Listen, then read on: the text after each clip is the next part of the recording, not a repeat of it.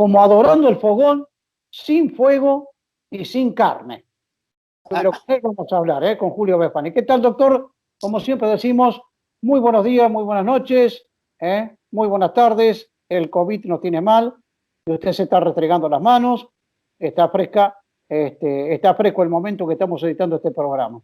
Doctor, salimos de adorar un poco el fogón y la pregunta clásica que hacemos siempre cuando hablamos con usted, un especialista en el tema, hombre de nota, digamos, en medicina, como así también la doctora Andrea Uboldi, a quien respetamos muchísimo, como exfuncionaria y actual asesora del equipo de especialistas de Perón. Bien, ¿en qué lugar estamos parados hoy por hoy con el tema COVID?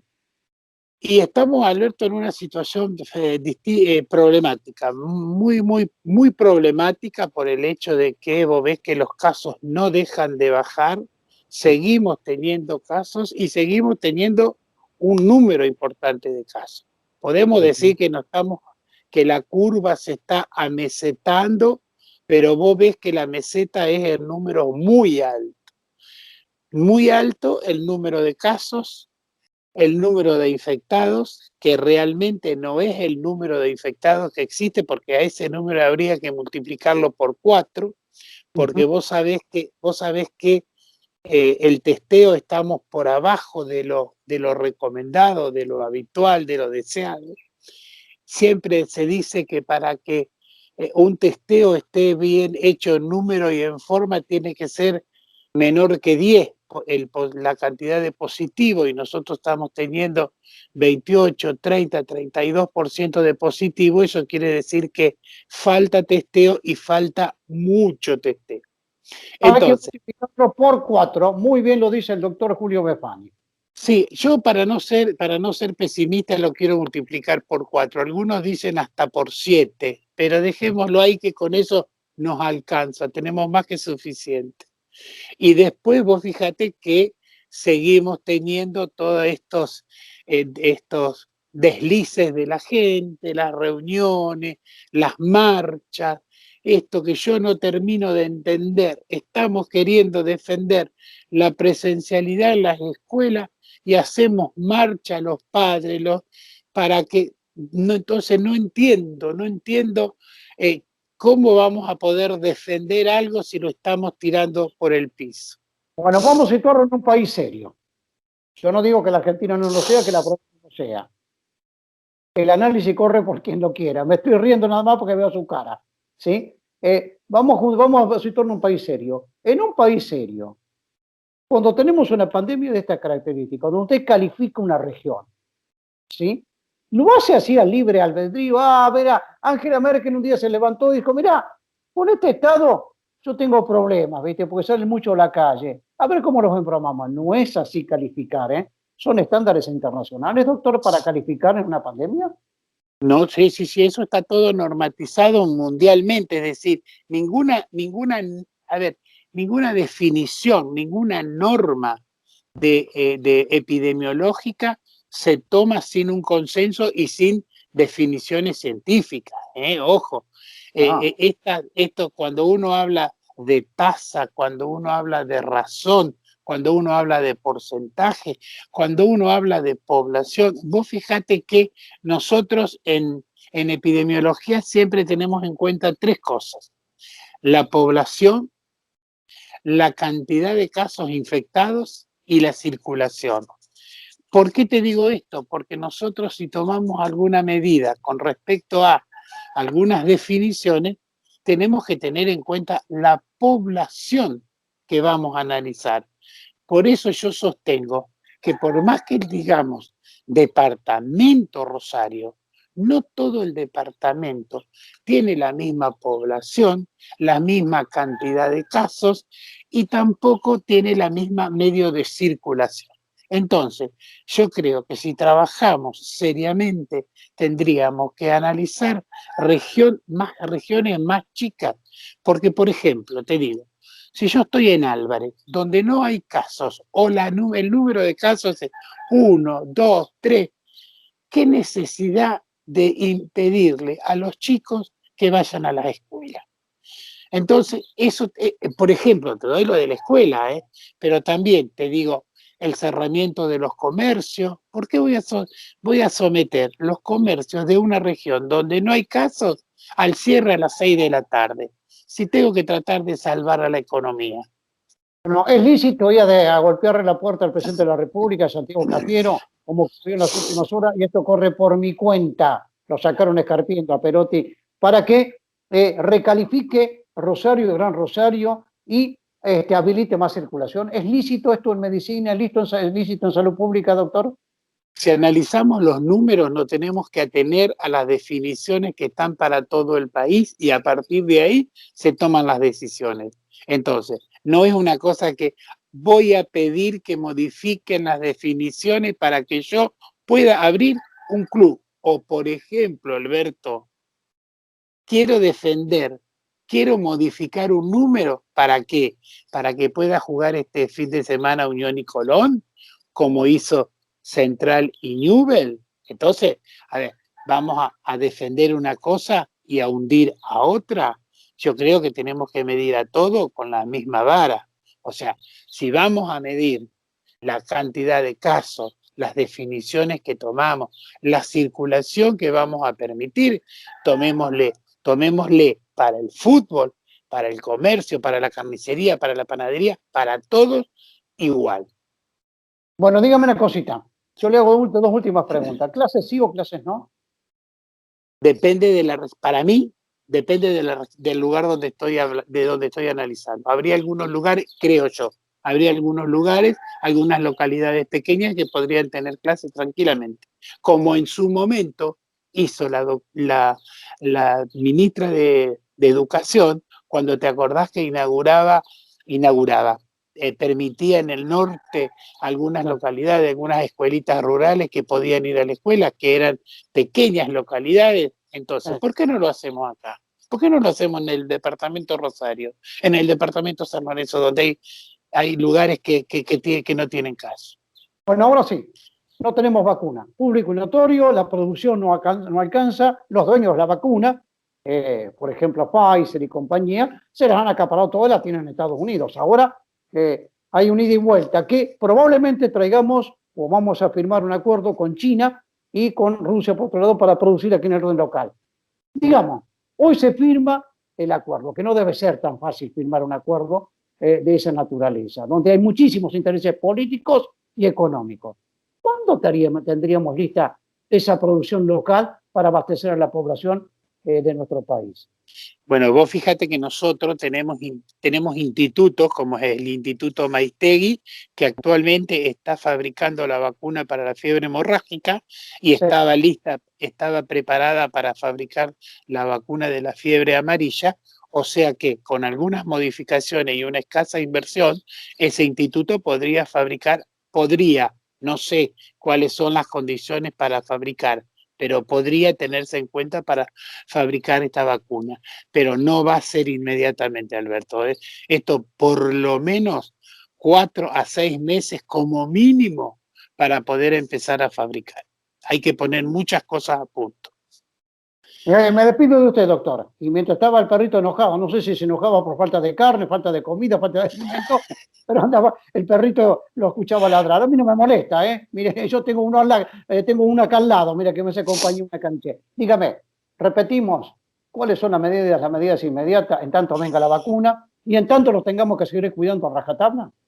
Las de siempre, salir si es estrictamente necesario. Si no es estrictamente necesario, no salgo. Reuniones lo menos posible y fundamentalmente estar lejos de los desconocidos o de aquellas personas que no sé si realmente se cuidan. Y el distanciamiento es importantísimo. Y el virus, como usted bien lo dice, lo llevamos nosotros. Lo vamos a buscar nosotros. Lo vamos a buscar nosotros. Seguimos con el asado, pero no que asado. Seguimos seguimos ahí en el quincho, pero sin fuego y sin carne. Y ahora no podés decir ni hacemos un caracú, porque el precio que está ahora que le han cambiado el nombre, que le llaman osobuco, que está en todas las recetas, está más caro que el vacío. Chao, doctor. Un gran abrazo como siempre. Un gusto.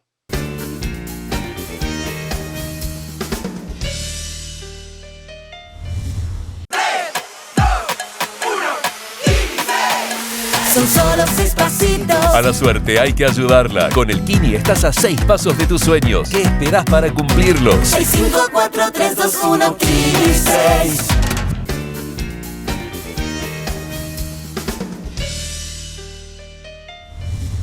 Bien, los escándalos en el servicio penitenciario de la provincia de Santa Fe no se agotan. Y menos aún con la lentitud de la justicia y la lentitud del Ministerio Público de la acusación, particularmente en la capital de la provincia de Santa Fe.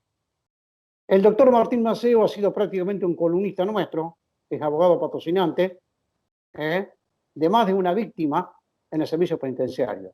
Delitos, yo le digo, realmente muy, pero muy dolorosos.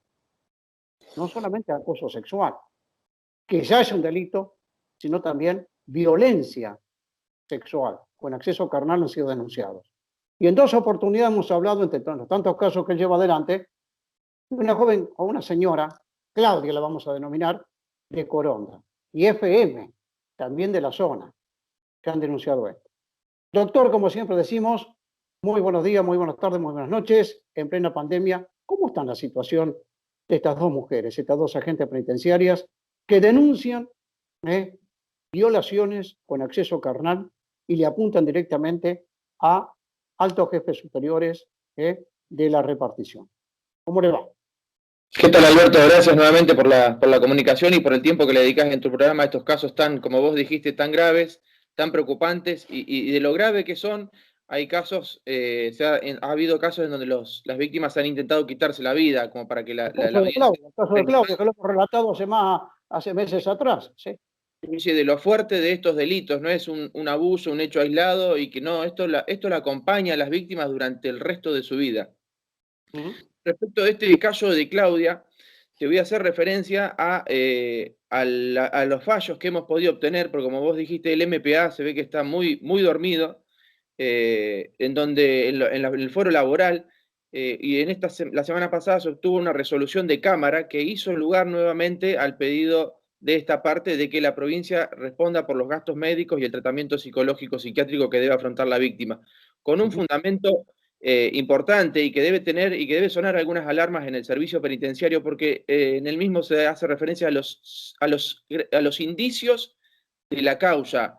Es decir, que la jueza de primera instancia y la Cámara han visto hechos que se dan por acreditados y por eso han arribado a esa resolución. Y además, vamos a destacar esto, acá en estos fallos se lleva adelante la figura moderna que aparece, perspectiva de género, o sea, reconocer todos los derechos y la igualdad de la mujer respecto del hombre, que es un tema muy delicado en la justicia ordinaria provincial, que excepcionalmente como este fallo y otros que han ocurrido anteriormente, ¿sí? Están animados por estos principios. Más de un juez en la provincia de Santa Fe, más de un juez o jueza en la provincia de Santa Fe no le da bolilla al tema perspectiva de género, no le da bolilla al tema derechos de la mujer cuando se discute precisamente en la justicia. Me parece muy bien este fallo, el fallo de primera instancia y el fallo de segunda instancia en la justicia laboral. Sí, son importantísimos porque, bueno, han aquietado un poquito, le han generado una mejora en cuanto al ánimo, a ver que despacito se va haciendo justicia. Si bien nos queda la pata flaca, digamos, siempre del MPA, con todas sus trabas que nos va poniendo, y bueno, y obviamente desde la provincia también, ¿no? La única respuesta que hemos tenido siempre fueron trabas. Y vos fíjate, sí. Alberto, que hacer una sí. mención, y hay una particularidad que es la que vengo trabajando en una línea investigativa que se da en los 3 casos, en 3 casos. Uno es el de FM, otro el de Claudia, y otro, para que la audiencia nos pueda seguir, vamos a denominarlo de Clara, en los cuales se va quedando a la luz la maraña de impunidad que se ha gestado en el servicio penitenciario en la plana mayor. Por parte de los sospechados. Exactamente, por parte de los sospechados y de sus allegados vinculados al poder. En el caso de FM, recordá que la han despedido por un solo día de inasistencia a su lugar de trabajo. La salvó tu pericia abogadil y además un fallo de la Cámara Contencioso Administrativa. ¿Sí? La salvó porque estaba a punto para echarla. Ese era el castigo. El caso de Claudia, donde además el año pasado desbaratamos unas intenciones firmes de intentar despedirla también, y además el director, bueno, no quien la deja abandonada en el centro asistencial de primera instancia, que no le da auxilio, no han comunicado la novedad a la superioridad. Y en el caso de Clara, vos fíjate que este es un nuevo caso, si bien no hay acceso carnal, hay acoso laboral, hay acoso sexual. Ella hizo una denuncia en asuntos internos, en la Dirección de Asuntos Internos, ¿a cargo de quién? Del mismo que despidió a FM. En ese caso se aportaron, lo raro de ese caso fue que se aportaron testigos. Hay un psiquiatra que reconoce que la víctima habría padecido también acoso sexual de parte de los superiores. O sea, hay una filmación y sin embargo en este caso se archivó pese a la abundancia de pruebas que hay para lograr, ¿no?, una resolución condenatoria, por lo menos en sede administrativa, que hubiese sido importantísima para la parte judicial. Sí, no. La sede administrativa le serviría de base, digamos, para la cuestión de fondo, para que pueda avanzar, ¿sí? Para que pueda avanzar. No obstante, hay que pelear en el Ministerio Público de la Acusación, las fiscalías en la provincia de Santa Fe y después posteriormente en tribunales, ¿eh? Es muy delicado este tema, este es un escándalo que no puede pasar desapercibido, ¿eh? Tiene que haber una respuesta política e institucional por parte del gobierno de la provincia de Santa Fe, ¿sí? Separar lisa y llanamente a los que están sospechados. Nadie dice que son culpables, que se defienden en la justicia, pero las denuncias están de por medio. ¿Cuántos casos son en total que tu estudio jurídico está llevando adelante? Además de los tres mencionados, Clara, Claudia y FM. Y hoy son 9, Alberto. Ajá. Se siguen agregando. Y hay otros profesionales que están trabajando el mismo tema. Yo no tengo conocimiento de otros casos de otros colegas. Yo te refiero a los míos, los que te puedo dar fe. Son 9 sobre los cuales ya estoy trabajando, que las víctimas se han animado a dar un paso. Hay uno más, que esta chica, bueno, en un momento me refirió que si ella hacía algo iba a necesitar un ataúd, y habría 3 o 4 casos más dando vuelta, que todavía no se han animado. Así que ya estamos superando, puedo dar fe, si bien las chicas no se han animado a hacer las respectivas denuncias de más de 10 casos, Alberto. Es realmente la situación. ¿Cuál es la suerte funcional hoy de los sospechados? ¿Sí? No digo de los condenados. ¿Cuál es la suerte hoy? ¿Qué están haciendo? Hoy si bien están licenciados, han sido trasladados a una unidad penal de la localidad de Recreo. Están cumpliendo funciones y, bueno, obviamente percibiendo sus sueldos. Sí, pero están adentro de la institución. Sí, siguen perteneciendo a la institución. No. Seguirán perteneciendo a la institución hasta tanto resuelva definitivamente la justicia si son o no son culpables. Pero están adentro. Están adentro. ¿Eh? Sí, con todo lo que acarrea esto, ¿no? Que las pruebas que se necesitan están adentro del servicio penitenciario y ellos siguen teniendo, si bien ocupan funciones de muchísima menor relevancia, pero sus segundas líneas están ahí todavía, todas siguen trabajando y las tenemos individualizadas y sabemos quiénes son pese a que lo nieguen. Bueno, perfecto. La última. El Ministerio Público de la Acusación, muti por el foro, silencio. Absolutamente. Sí, el Ministerio de la Acusación, la verdad que, bueno, parece, ¿no?, estos casos de que si uno no les está encima o aportando pruebas, prácticamente el 100% de las pruebas las estamos aportando desde la querella. La verdad que la actitud pasible de la Fiscalía, no, me parece que a la ciudadanía también debería preocuparle por esto, ¿no? Perfecto. Puntos suspensivos. Lo vamos a seguir hasta el hartazgo este tema. Hasta que tengamos una resolución definitiva de proteger a estas víctimas de violencia de género, particularmente violación y acoso sexual. Un abrazo, doctor Maceo. Otra voz, Alberto, a la distancia.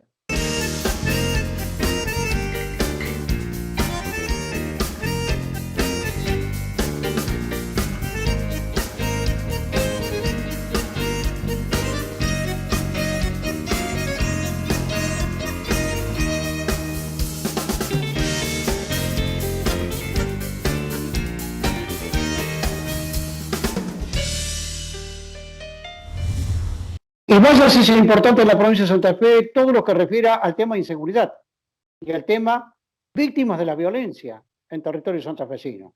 El diputado provincial Oscar Cachi Martínez, con quien hemos hablado donde todo el tiempo, es el autor de la creación de este observatorio que tiene que terminar en la creación de una ley a nivel provincial. Con él vamos a charlar. Oscar, muy buenos días, muy buenas tardes, buenas noches, como siempre decimos. Acaba de terminar la ronda de consultas con todas las instituciones, con todas las entidades que representan, digamos, a los y a las que han sido golpeadas por el tema violencia, que son las víctimas de la inseguridad. ¿Cómo terminó todo esto? ¿Cuál es el paso inmediato a todo esto? Bueno, la conclusión es altamente positiva para abordar un tema que no lo es tanto. Se terminaron las 5 audiencias que se realizaron en las 5 sedes de región, Rosario, Santa Fe, Reconquista, Venado Tuerto y este lunes Rafaela. Y la verdad que vemos con muy buen ojo el nivel de consenso. Primero agradecer profundamente a las víctimas, familiares de víctimas. Vamos en el camino correcto para reconocerle los derechos humanos a este sector vulnerable de nuestra población, que como siempre digo, ¿no?, ha sido afectado en muchas ocasiones por la incapacidad del Estado de garantizar seguridad o de terminar con la impunidad o de hacer que aquellos que violan la ley penal cumplan con la sanción respectiva. La verdad que agradecerles a ellos porque más allá del escepticismo de la situación que han vivido, han participado activamente, hubo más de 150 expositores, y también a las autoridades de los distintos poderes y de los distintos niveles que han contribuido justamente en estas audiencias para poder justamente tener la mejor ley, que no solamente reconozca derechos, sino que también establezca los mecanismos institucionales para hacerlo.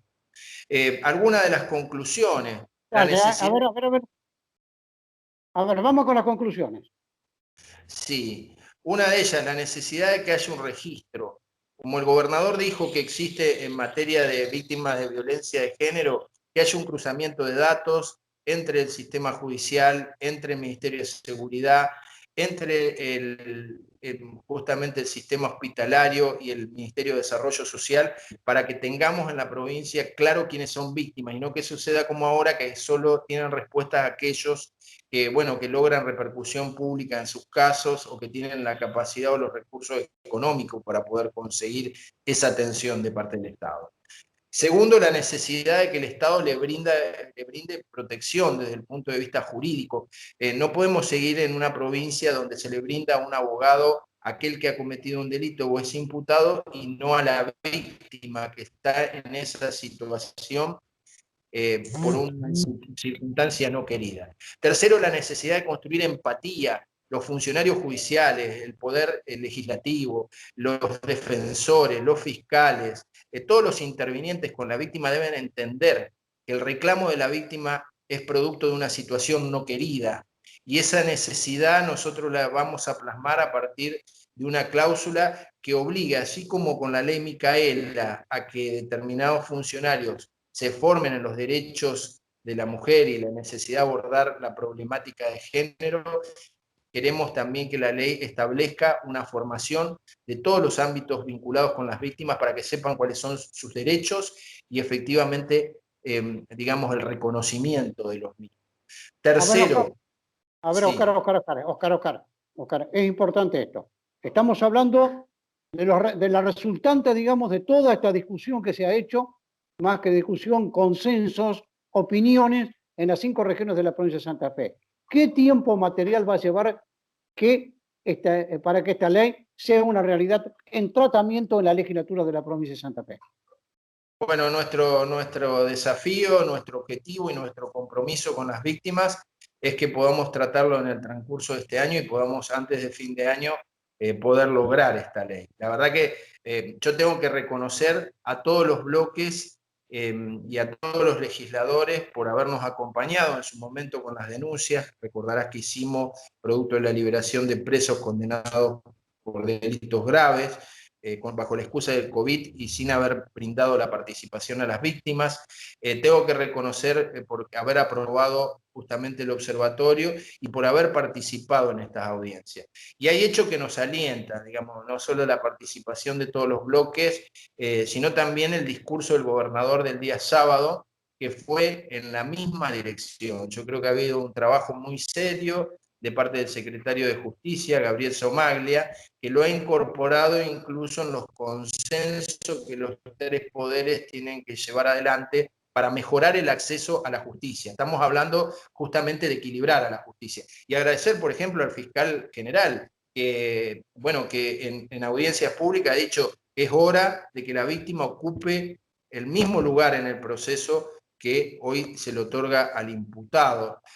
También al Colegio de Magistrados, Colegio de Magistrados que ha reconocido que los funcionarios necesitan construir empatía. A los jueces federales, el juez federal de la ciudad que no solamente es juez, sino ha sido su hermana víctima de un femicidio, que ha dicho la justicia ya no puede actuar como la vida que pica a los descalzos, ¿no? Es en la necesidad de que se atienda a la situación de vulnerabilidad de las víctimas y a las instituciones que incluso creo que deben participar del proceso de selección de jueces, de fiscales, de defensores a partir de audiencias públicas para que, bueno, los funcionarios que adquieran un rol relevante en el ámbito de la justicia puedan tener esta concepción. Pero hay otra cosa importante, Oscar, ¿sí? Imagino, con tu sensibilidad, que esta ley no va a adolecer de la perspectiva de género, todo lo contrario, va a estar íncita en la ley, la perspectiva de género. Sin ningún lugar a duda, y el compromiso también del gobernador es que esté contemplado este aspecto. Hemos visto con muy buen ojo los anuncios del gobernador y creo que las víctimas de violencia de género han sido fundamentales en la construcción de protocolos. El diálogo con las víctimas es fundamental para resolver este tema de seguridad. Se lo decíamos a Jorge Laña, que hay que reconocer que ha tenido una mirada distinta, que ha recibido a los familiares de víctimas, que ha participado en las audiencias.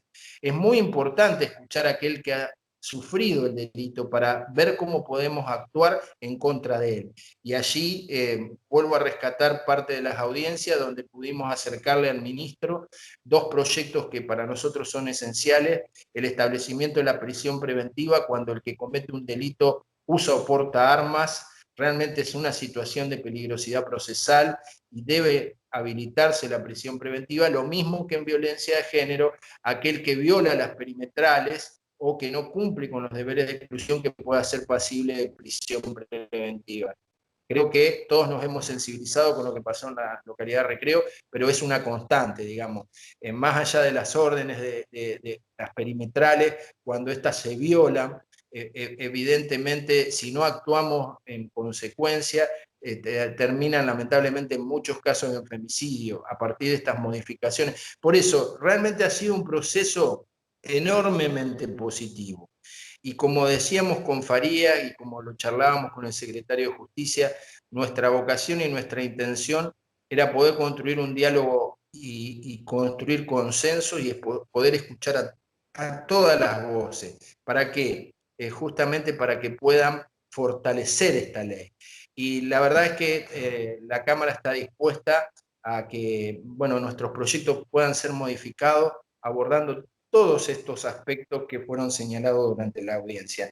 Incluso en función de una propuesta de Usina de Justicia, establecer un plazo para que podamos analizar cómo ha funcionado la ley y que podamos hacer correcciones en función de los errores que tal vez hoy no estamos visualizando, pero que a partir de la implementación podamos visualizar. Así que creo que vamos en un muy buen rumbo. Ojalá este sea el inicio de un diálogo fecundo entre la legislatura y el Poder Ejecutivo, abordando los temas que interesan a la sociedad, ¿no? Entendiendo que esta pandemia no solo debe servir para echarnos culpas o contar muertos, sino también para entender que debemos estar a la altura de las circunstancias y dar respuesta a una ciudadanía que lo está necesitando.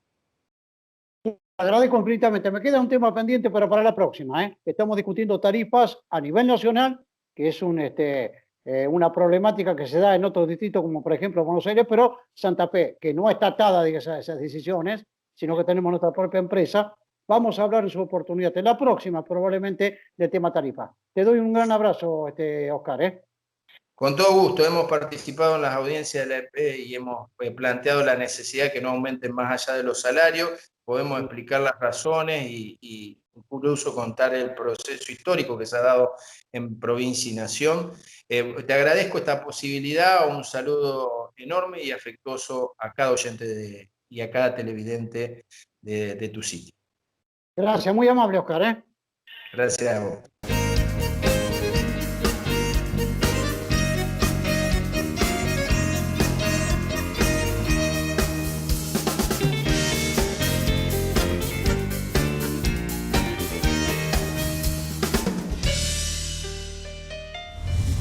Bueno, vamos a tomar contacto con el senador provincial del departamento General López, uno de los departamentos más ricos, más productivos y económicos que tiene la provincia de Santa Fe. Vaya, por supuesto, departamento General López, toma la atención.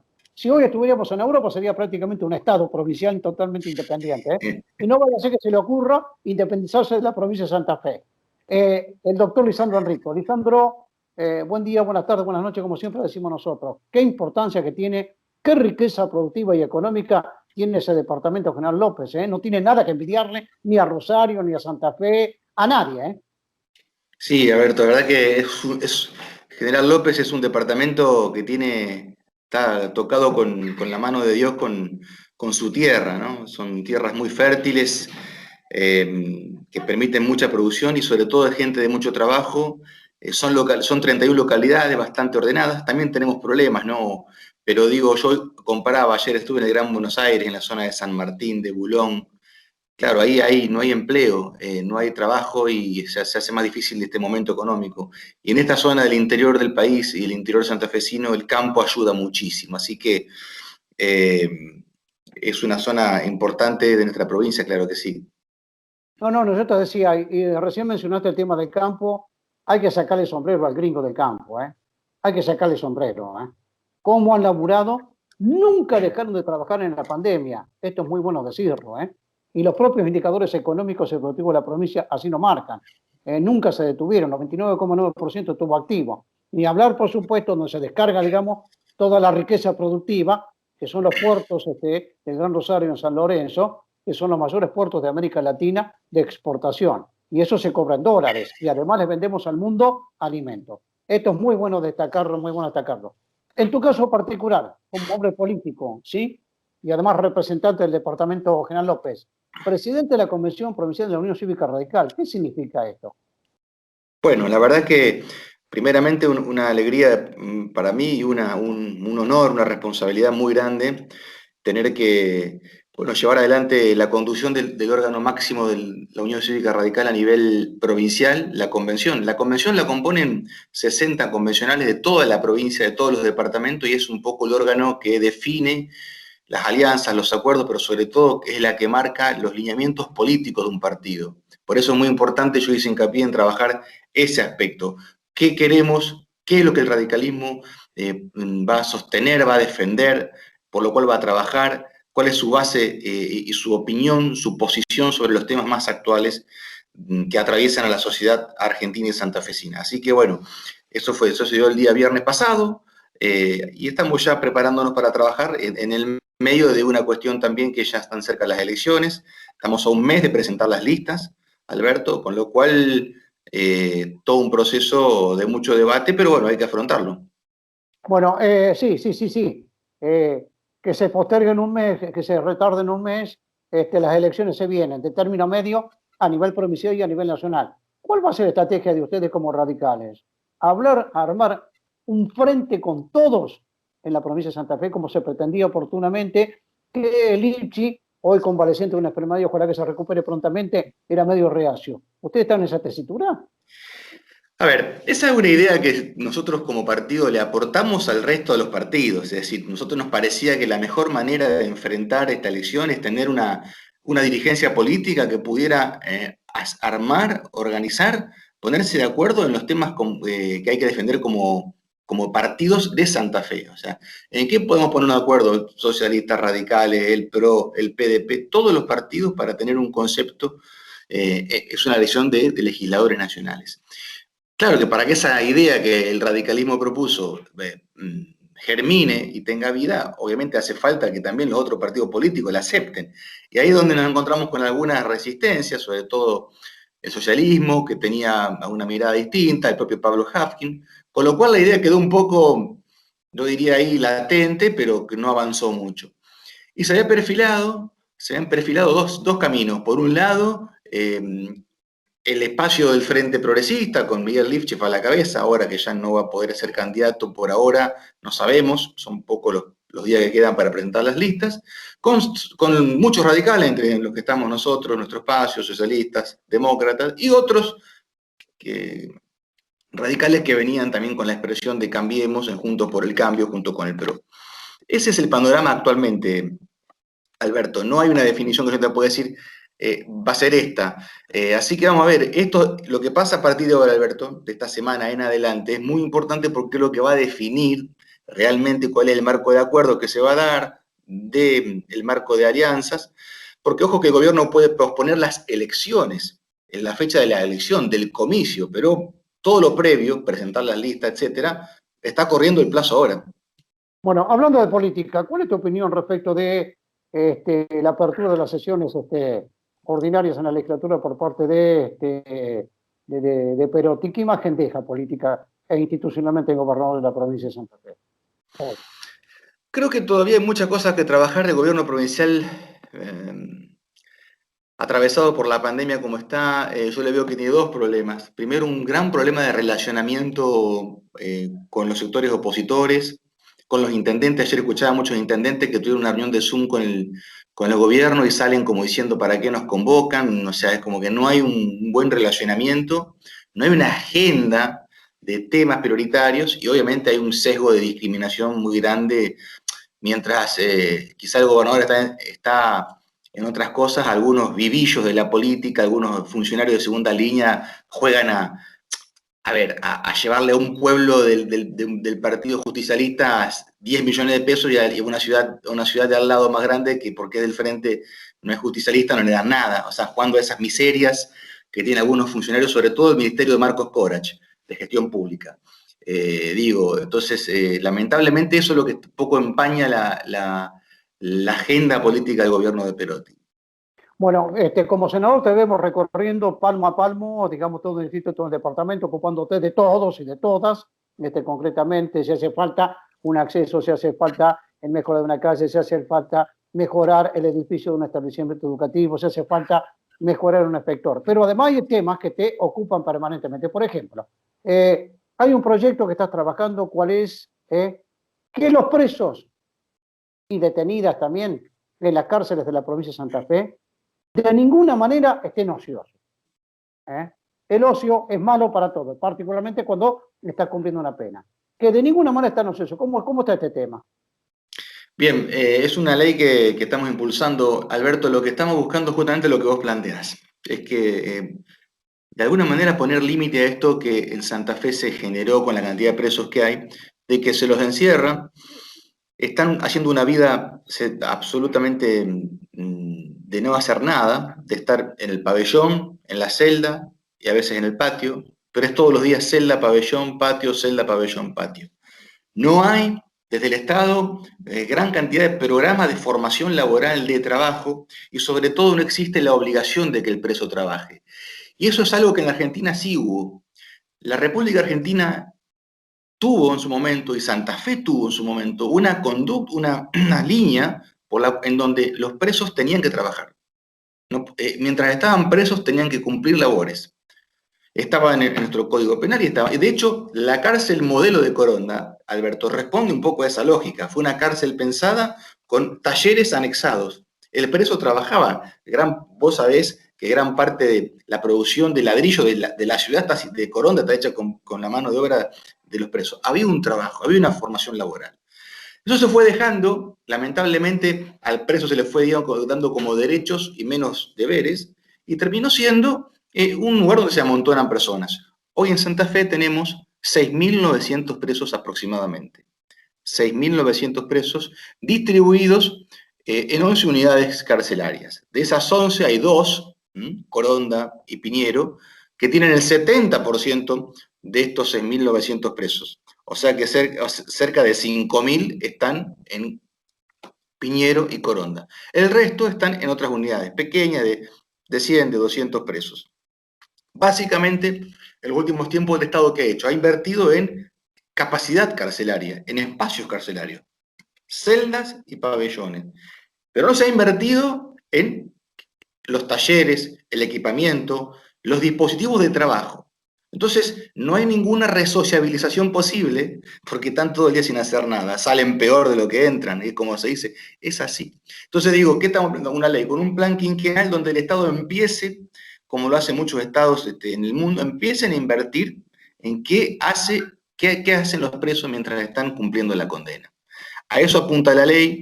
Lo he hablado con el actual director del servicio penitenciario, Jorge Bortolossi, que me recibió muy bien con su equipo. Lo he hablado con el anterior, con Héctor Acuña, con el anterior Héctor Acuña, con el propio Carlos Cocosioni, que también está en la gestión de Miguel Lifchi. O sea, hay un consenso en que esto es algo que hay que hacerlo, pero bueno, implica una inversión importante. Perfecto, Lisandro, te agradezco infinitamente. Un abrazo. Gracias a vos, Alberto. Un abrazo grande. Cuídate. A cuidarse, ¿eh? A cuidarse, ¿eh?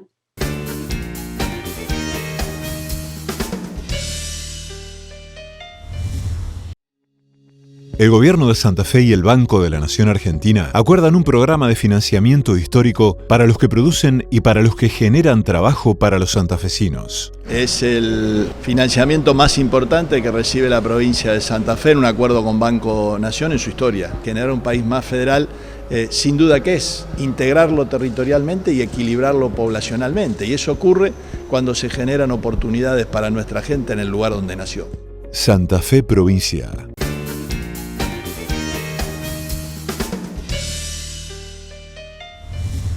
Bien, vamos a tomar contacto con nuestra columnista en materia previsional, la doctora Estelina Coronel. Como siempre decimos, muy buenos días, muy buenas tardes, muy buenas noches. A cuidarse los adultos mayores, a cuidarse por favor del tema COVID, ¿sí? Hemos hablado en el inicio de este programa con el doctor Julio Befani, infectólogo de nota, que sabe, lo mismo que Andrea Uboldi, respecto a este tema. Yo rescato del gobierno a funcionarios de salud que trabajaron mucho y bien. Bueno, por eso yo le decía, hemos hablado respecto de ello y hay que cuidarse. La única forma de cuidarse es tanto tomen las vacunas, hasta tanto se incrementen los testeos, etcétera, etcétera. Doctora, ¿qué novedades hoy por hoy tenemos respecto de los pasivos nacionales, que es el tema que a nosotros nos ocupa? Porque los provinciales corren por cuerdas separadas, totalmente distintas.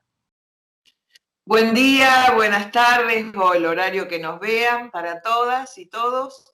Bueno, es el tema previsional y seguridad social en general, es siempre una fuente de muchísima información, ¿no es cierto? Pero hoy en particular, ya la próxima vez que nos veamos vamos a hablar del nuevo aumento que va a venir en junio. Pero hoy en particular quería enmarcar el problema en que en este último año, en el año en curso y el año 2020, ha habido una baja importante en la obtención de beneficios previsionales, jubilaciones y pensiones fundamentalmente comparados interanualmente con el 2019. O sea, hubo menos gente que se jubiló y se pensionó.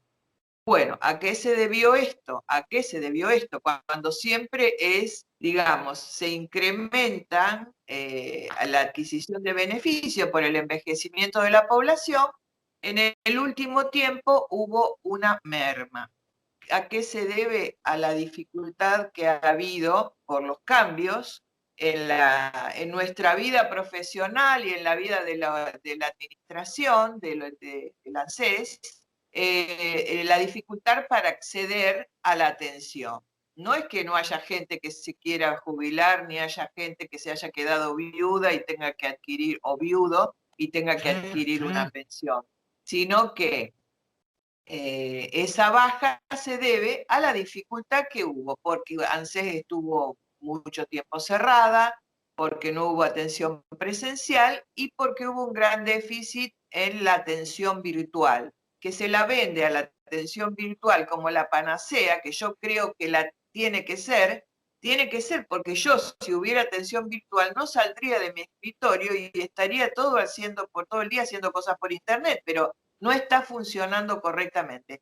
Y ni hablar con la gente, los particulares, sobre todo adultos mayores y adultas mayores, que tengan que acceder a la tecnología que no tienen o no saben manejar. No, es así como usted lo dice, clarito, no hay otra forma, no le eché más agua, que ya está bastante regada la planta, es así. Doctora, usted me dice, presentamos nosotros como Colegio de Abogados de Rosario un amparo, y lo ganaron. A ver, Bueno, cuénteme de qué se trata. el año pasado muchos estudios, como el nuestro, hicimos amparos individuales para resolver el problema de la falta de turnos, con buen suceso. Inclusive estuvimos reunidos con el Colegio de Abogados, yo particularmente el Colegio de Abogados de Santa Fe, que hizo una charla y compartimos y vimos cómo hacerlo, hasta que al final era tapar a los tribunales de amparos individuales. Entonces, con muy buen criterio, con un criterio gremial, que es lo que tienen que tener los colegios profesionales para sus afiliados, nuestro colegio presentó un amparo colectivo, no individual, sino colectivo. En resguardo de los derechos de sus colegiados y de la población en general, porque digamos, nosotros sacamos turnos para nosotros y nuestros clientes, ¿no es cierto? Ese amparo tramitó en el Juzgado Federal número 2 de Rosario a cargo de la jueza Silvia Aramberri, que tuvo desplegó una tarea impecable porque convocó a las partes, a todas las partes, al Colegio de Abogados, al Instituto, al Defensor y al ANSES, escuchó a las partes, todos los planteos que teníamos que hacer, la necesidad de turnos presenciales, el mejoramiento de la atención virtual, les dio un plazo, les dio la oportunidad de que sean creativos, todas las partes, que seamos creativos y que pensamos soluciones, y finalmente dictó una resolución muy buena en la que hace lugar al amparo y puso que ANSES arbitre todos los medios para hacer efectivos los derechos previsionales y de la seguridad social amparados en la Constitución Nacional, y que, traducido al castellano, que dé turnos presenciales y que mejore la atención virtual. La verdad que el acompañamiento y el ponerse adelante de toda esta problemática del colegio, nosotros lo agradecemos enormemente, y quiero mencionar al abogado patrocinante de este amparo colectivo en representación del colegio, que fue el doctor Hugo Hernández, que es el presidente de la Comisión Constitucional de nuestro colegio. La verdad, es una pieza para leer la resolución que se dictó y todo el trámite de este amparo. Bueno, dígame una cosita, ¿se cumplió ese amparo en la práctica? Porque te veo que el derecho no se declama si no se practica, y en la práctica, la resolución. Yo lo que le digo que está habiendo más turnos presenciales, hay turnos presenciales, y hay operativos los sábados en la UDAI o ANSES Oeste. Los sábados a la mañana están dando turnos, sobre todo por el problema de COVID, para que la gente no se amontone. Entonces van dos iniciadores los sábados a la mañana y te dan turnos. La dificultad que nosotros tenemos es que dan los turnos de una manera totalmente caótica e impredecible, entonces hay que estar como un vigía en la computadora a ver a qué hora salen los turnos. Inclusive a nivel nacional estamos todos agrupados en distintos grupos de WhatsApp y nos pasamos el dato a qué hora abren la canilla, porque es una canilla, un programa informático que se abre y se cierra. Entonces nos pasamos el dato a qué hora se abre. Y bueno, eso es lo que habría que mejorar. Después, y mejorar la atención virtual, que sigue sin funcionar correctamente. Los turnos están apareciendo. Bueno, doctora, nos estamos viendo en una próxima, que ya va a ser con los venideros aumentos para jubilados y pensionados a nivel nacional. Un gran abrazo y cariño, como siempre. Bueno, chao, hasta luego.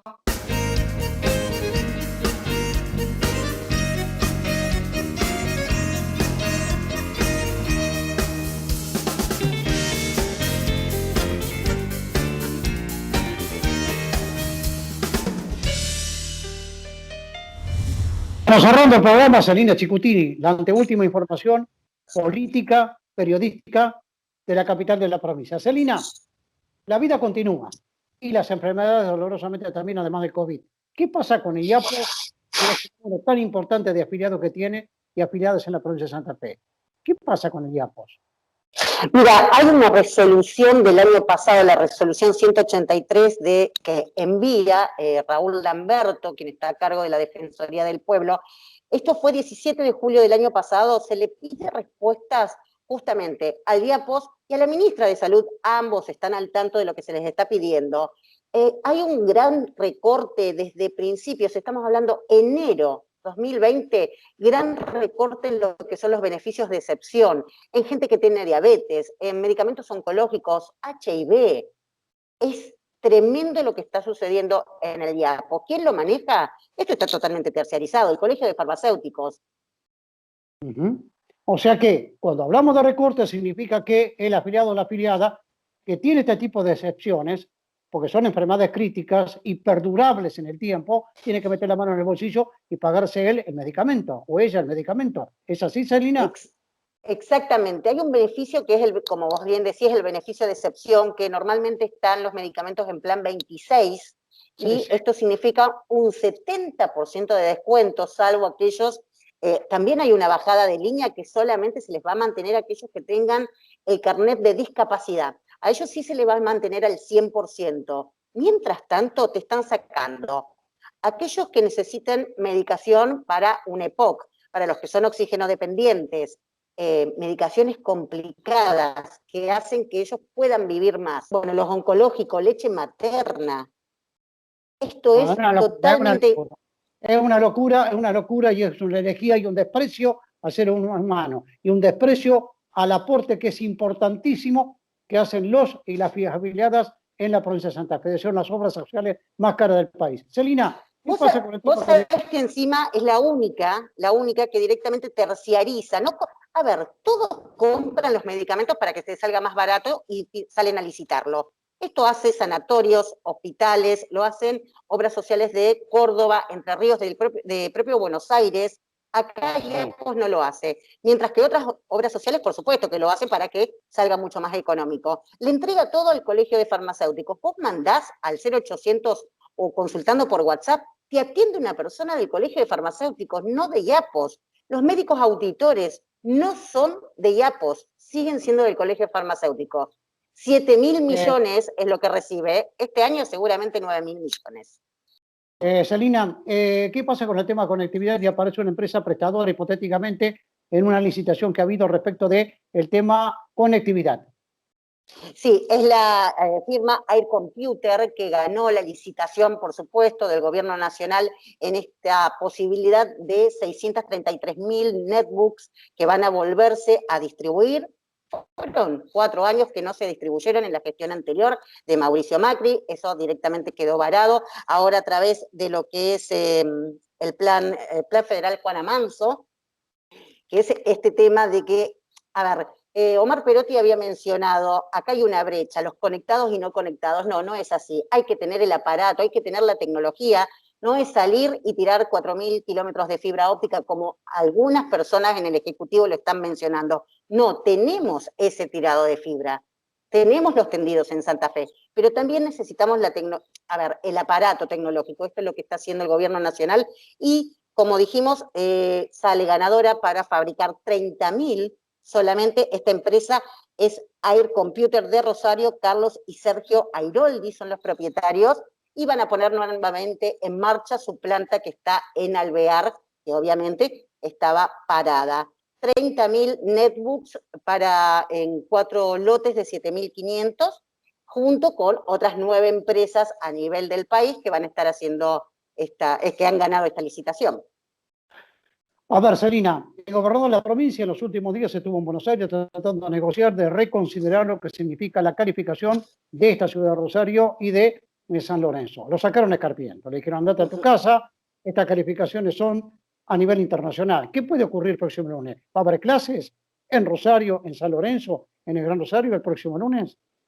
Y seguramente, vos no podés cambiar la calificación porque un intendente te lo pide o porque el gobernador vaya. A ver, el gobernador tiene que hacer más restricciones, pero sale a pedir respiradores que ya llegaron a la provincia de Santa Fe y van a ser distribuidos. Estos 29 que se solicitó, se pidieron 50, llegaron 29, se suman a Rosario Fe y Rafaela. También necesitamos un equipo médico, equipo de profesionales.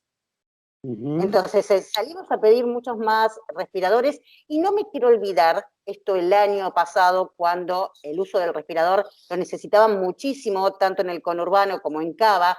Recuerdo al presidente Alberto Fernández junto a Axel Kicillof y a Horacio Rodríguez Larreta mencionando del tema de los respiradores. ¿Qué quería Perotti? No, su meta eran 1.300 respiradores. Espero que estos 29 se sumen al lote de 1.300 que ya tenía. Me parece un despropósito lo de Perotti, me parece un despropósito lo de Hacking, de pedir que reconsideren para tener mayor circulación. Esperemos a ver qué es lo que puede ocurrir el próximo lunes, si hay clases o no hay clases en estos dos departamentos. Nos estamos viendo. Chau, chau. Buen adiós. Gracias como siempre.